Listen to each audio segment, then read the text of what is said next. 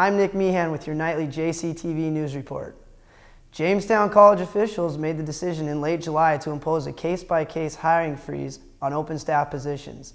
The freeze is encouraging a critical evaluation of the need for each position and whether it can be replaced by a part-time position or eliminated for the time being. Jamestown College is not the only school coming up with ways to cut costs in tough economic times. From Ivy League universities to small community colleges, schools have had to enforce hiring freezes, cut programs, and impose layoffs. So far, the freeze has directed only 3 Jamestown College departments: the football staff, the institutional advancement office, and the custodial staff. The full-time assistant football coach position was replaced with a part-time position, while the institutional advancement position will be left open at this time. The open custodial position, which affects Seibold Hall the most, will be evaluated once final enrollment numbers are in. Work study for the physical plant will not be affected. In health news, representatives of Jamestown College and surrounding institutions met last week via a web seminar put on by the North Dakota Health Department to discuss ways to limit and prevent the H1N1 virus, more commonly known as swine flu. As of last week, there were 94 confirmed cases in North Dakota, some as near as Steele, Trail, Ransom, and Cass counties. Regional Public Information Officer at Central Valley Health, Deanne Van Bruggen, said their high-risk population includes pregnant women and people from 6 months to 24 years in age. She said pregnant women are put at higher risk of complications like preterm labor and birth defects, while young people's immune systems go into overdrive and overreact to the virus, leading to severe illness and, in some cases, death. Because vaccinations won't be available in the United States until October at the earliest, healthcare providers, as well as Jamestown College, are pushing a preventative front. Van Bruggen said, "Prevention is our greatest ally right now. That means washing your hands, covering your coughs with elbow or your shoulder, and staying home when you're sick."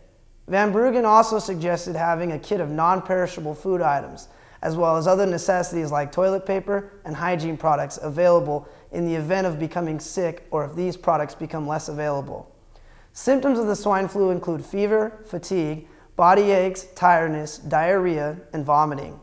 In local news, the Jamestown First Community Credit Union is sponsoring a free Battle of the Bands event on Thursday, September 3rd, from 5 to 10 p.m. in their parking lot at 111 9th Street Southwest. The event will feature local music groups and is open to all high school and college students. Free t-shirts and food will be available, and FCCU members can enter to win a Wii or Guitar Hero.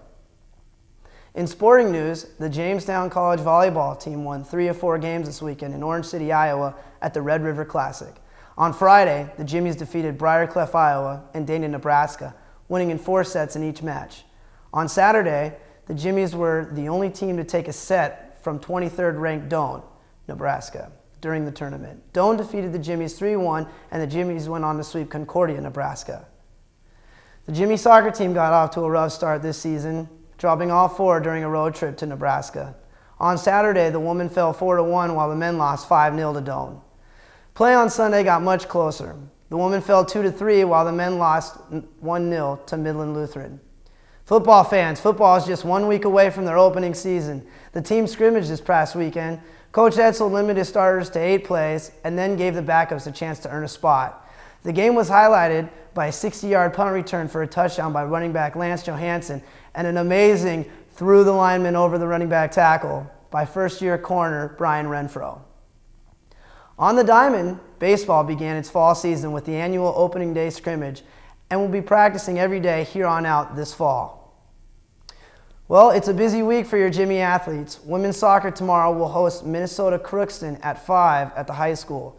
Wednesday gets us on the greens with men's and women's golf hosting the Jimmy Open at Hillcrest Course, while the women volleyball team takes on Concordia College here at home at 7 at the Hanson before their big trip to California. Come out and support, Jimmy fans. The weather looks good all week long with highs in the upper 70s and cresting at 81 on Wednesday. I am Nick Meehan with JCTV, connecting the campus with the community.